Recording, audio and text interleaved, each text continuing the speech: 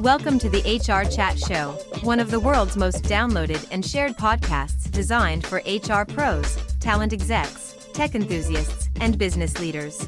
For hundreds more episodes and what's new in the world of work, subscribe to the show, follow us on social media, and visit hrgazette.com. Welcome to another episode of the HR Chat Show. Hello, listeners. This is your host today, Bill Badham. And in this episode, I'm joined by John Kennedy, an experienced HR and business leader with an impressive track record leading transformation across complex and highly operational environments. John works in HR organizational development at Irish Rail, where he has helped lead major people transformation initiatives, including the implementation of Oracle Cloud HCM, the replacement of legacy systems dating back decades, and growth of the HR OD function to support large-scale organizational change. A chartered fellow of the CIPD and vice chair of the CIPD Ireland National Committee, John is passionate about leadership, coaching, organizational culture, and delivering meaningful impact through people strategy.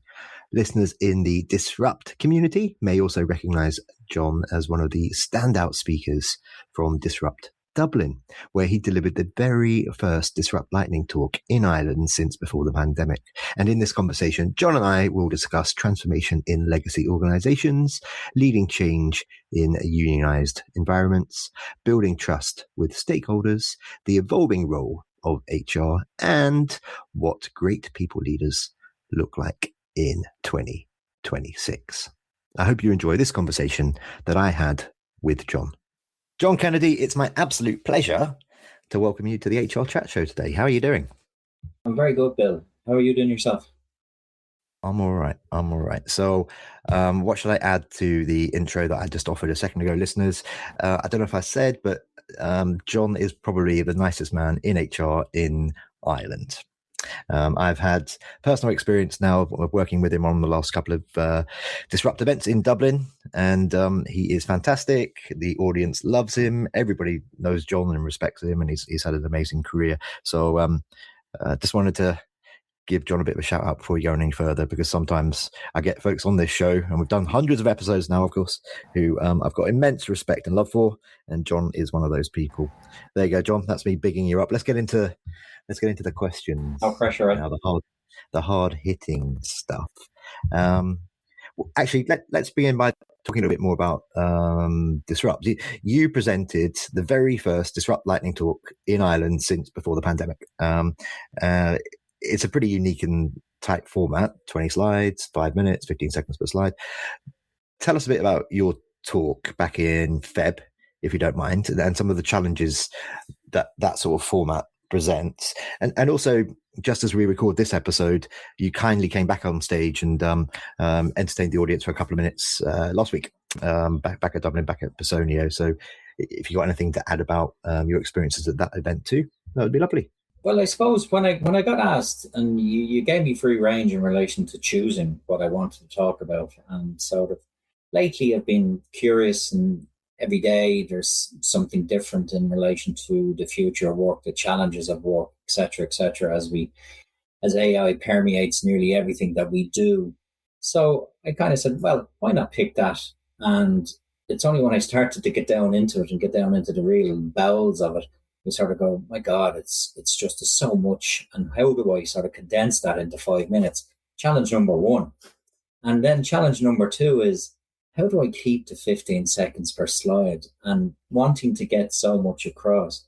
So first attempt was, as it always is with presentations, top heavy on verbiage, top heavy on words. And so I said, I need to go with just pictures. So I tried to make it a bit quirky in that sense. From a point of view, I had a picture of Black Sabbath, because I had mentioned about Andrew Groves of Intel saying everyone is going to be paranoid into the future. Maybe he's right. I don't know. Maybe we are. Talking about the status quo, love Status Quo as a band as well, and things like that. So I really enjoyed it. I have to say it was a real challenge, and that's probably why I came back for more. Thanks for listening to this episode of the HR Chat Podcast. If you enjoy the audio content we produce, you'll love our articles on the HR Gazette. Learn more at hrgazette.com. And now, back to the show. Okay, and I don't know if we can announce this, John, on this episode. If not, I'll cut it out. But just before we hit record today, John kindly offered to present another 5-minute talk. He's going to be a victim again for us at our Cork relaunch event, which we're aiming for middle of November. The exact date TBD, listeners. But yeah, that's exciting. Am I allowed to keep that in, John? No, I think you're allowed to say it, Bill. To be honest, it's just nice. I love Cork. It's nice to go down to Cork all the time. They're a good bunch, and I'm sure there'll be a good bit of banter with an old dope coming down talking to them. Now, you've worked across both HR and operational leadership roles, John, during your career. How has that operational experience influenced the way that you approach people leadership and organizational development? The dynamics for both is different, because from a HR perspective, you're providing support to frontline operational leaders in different aspects. And whilst the dynamic for both is different, and there's one dynamic that remains constant, and that's people. So we're dealing with people. And sometimes operationally, we don't get the time that we need or we find ourselves. So that is one thing that I brought with me to HR, to my HR career, is that we don't necessarily have the time to be long-winded in support. We need support to be at a point in time, almost just in time, if I use a lean phrase from that perspective, Bill. And I think we need to understand, HR needs to understand what operational people do. And I think if HR people don't really understand that, there can be a disconnect. Since around 2019, 2020, you've helped lead a major HR transformation journey at Irish Rail. What were some of the biggest challenges and lessons from modernizing legacy HR systems and processes for you? What legacy systems and processes build up is a culture around the process itself. And the process almost becomes a subculture, for want of a better phrase. And so the challenge really, when you're changing, particularly long-lasting legacy systems, is everything that's built up around it. And it's almost like you have to break it down in order to rebuild it. And that really is the challenge, because people become accustomed, people become used to a way of working. And you're sort of saying, we shouldn't really automate that way of working without trying to see, can we improve it? And sometimes it's the improvement, because people, are precious about certain things. And I understand that, and I get that. And I was precious about them myself. So there is that hand-holding, there is that sort of communications, there's that openness and transparency that one has to bring in order to say to people, listen, there could be a better way of doing this, and why don't we explore it? And explore it in a safe environment where people are allowed to say, listen, I don't think we should change that system, and if we do, what's going to be the outcome? And to be able to sit there around the table or stand around the table, whichever one does, and sort of thrash it all out.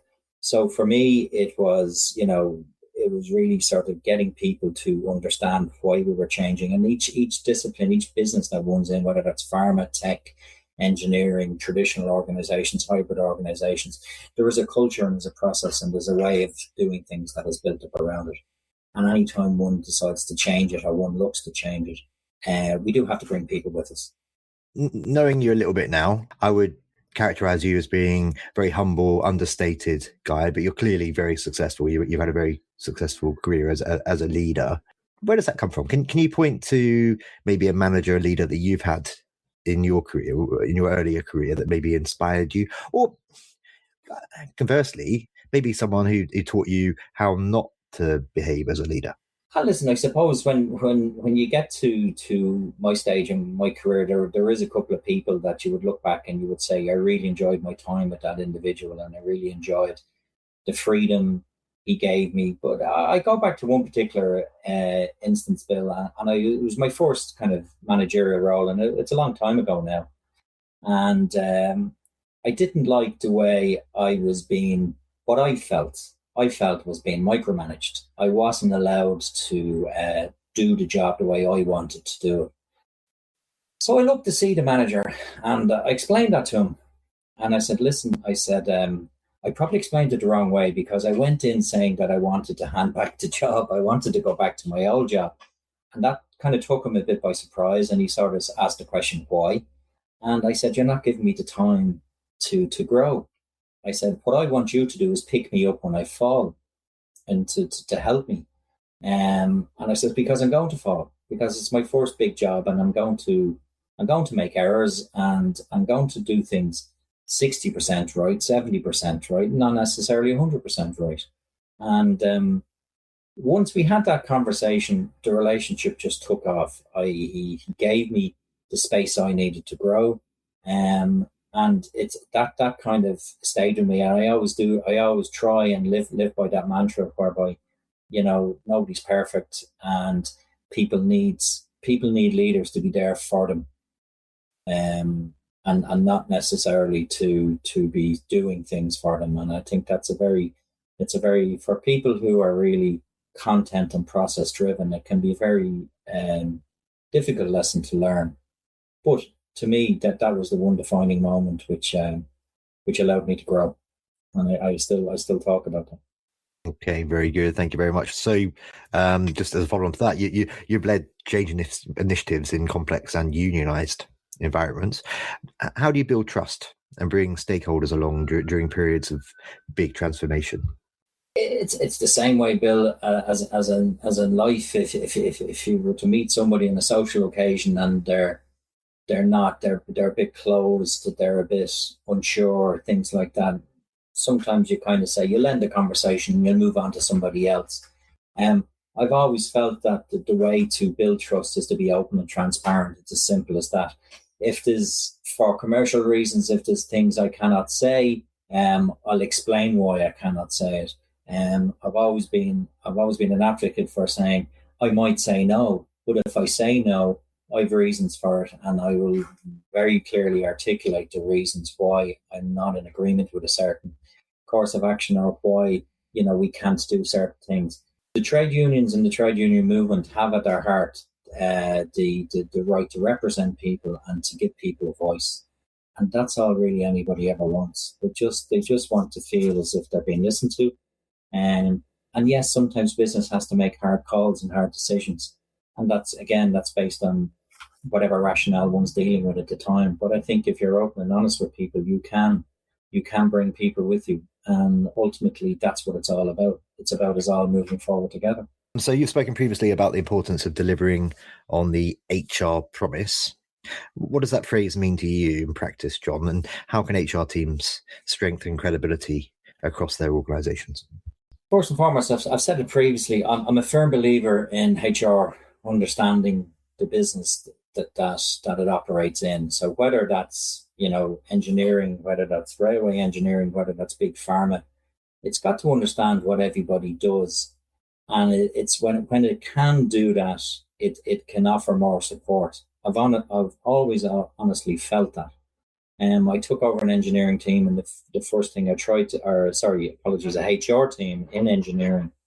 And the first thing I tried to do was to make sure that they get out and they meet the people on the ground. And I think that's very, very important. I don't think we can operate kind of just in an office. I think any manager or any leader can't just operate in an office. I'm a firm believer in the Japanese style of being on the shop floor, that sort of Gemba management type attitude where you're always there, you're always available. Sometimes you can't be, I accept that, but you can always have a chat and you can always be with people. And I think doing HR practices for HR's sake, Bill, I won't say it's waste, but it's akin to waste. We don't do things just for the sake of it. We do things to add value to the organisation. And when we add value to the organisation, everybody succeeds. It's as simple as that. You're very well known through CIPD, and you played a key role in helping Irish Rail become a certified CIPD partner. Why was that recognition important, and what impact has it had internally? It's had a huge impact internally for us. To become only the second organisation in Ireland to be granted People Development Partner with the CIPD was a tremendous achievement for us. But I'm a firm believer in that's almost like the start of the match. Do you know what I mean? It's at least you're on the pitch now. That's the way I would call it in that sense. So we've kicked the ball off. Now we've got to play the game. And it's about constantly challenging ourselves to be better. Just because we got it, it doesn't mean you can rest on your laurels and stick the feet under the table and proceed from there. We have to keep on delivering on it. We have to keep on improving on it, because at the end of the day, we're here to support our colleagues, and we're using the COPD and the people profession and our framework standards in order for us to be better in HR. And if we're better in HR, well, then the organisation is better. And so, whilst it's important for us, it's not the be all and end all. What's important is the community that helps us. It's the community of the COPD. It's the people that I meet. It's events like Disrupt and COPD events that help us all in HR get together. And sometimes it's over a cup of coffee, or a glass of wine or something like that, you can share stories, you can meet with people, and you can follow up with them. And I think that's very important. And shameless plug for the podcast listeners. If you enjoyed this conversation with John today, check out my fairly recent conversation with Alison Hodgson, who is the country market director at CIPD in Ireland. Alison is awesome. She also spoke at our event last week in Dublin. John, we're almost out of time already. Before we wrap up, what's coming up for you? And how can our listeners connect with you? Is that LinkedIn, email? I bet you're super cool and on TikTok and Instagram and places. Tell us more. No, not on TikTok. Not on TikTok. And more a follower of sport on Instagram than anything else, Bill, in relation to that. No, I tried to keep active on LinkedIn, looking at different things. I saw a great post this morning about, I made a comment on it. It was about a cello virtuoso who was coaching a young up-and-coming player how to play a certain piece of music. The passion in it was unbelievable. Name escapes me. But it just brought me back to playing sport, and at the end of a training session, when you really felt you gave it your all and you were sitting there in perspiration and everything like that. Just a passion in the man talking to the student about using the full length of the bow as he pulled a certain note across. And he said one thing that struck me. He says that chord is, I think he used the word dark, I could be wrong. So play it dark and things like that. So I'm passionate about all forms of learning. It doesn't necessarily have to be about sort of, people or things like that. And, I've got curiouser as I've got older, which I think is healthy for everybody. Very good. Well, that just leads me to say, for this particular episode, I feel like I'll probably be badgering you in the near future to come back on. But for this particular episode, John Kennedy, thank you very much for being my guest today. Thank you very much, Bill. It's much appreciated. And listeners, as always, until next time, happy working. Thanks for listening to the HR Chat Show. If you enjoyed this episode, why not subscribe and listen to some of the hundreds of episodes published by HR Gazette? And remember, for what's new in the world of work, subscribe to the show, follow us on social media, and visit hrgazette.com.